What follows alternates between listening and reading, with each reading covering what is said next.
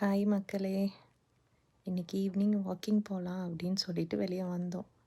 இங்கே பாருங்க, இந்த குப்பெல்லாம் என்ன பண்ணுவாங்கன்னா, கனடாவில் வியாழக்கிழமை வியாழக்கிழமை கொண்டாந்து வெளியே வைக்கணும். ஸோ அந்த குப்பையெல்லாம் அள்ளிட்டு போவாங்க. இங்கே பார்த்து அடித்த காற்றுல குப்பை டப்பா பறந்து குப்பை ஃபுல்லாக பார்த்திங்கன்னா திருப்பி வீட்டுக்குள்ளெல்லாம் வந்துருச்சு. பாவம், ரொம்ப கஷ்டம். இதெல்லாம் க்ளீன் பண்ணி பாருங்க, எல்லாம் வீட்டு வாசலுக்குள்ளே வெளியே கேனு எல்லாம் விழுந்து கிடக்கு. இதுதாங்க எங்கள் நிலமை.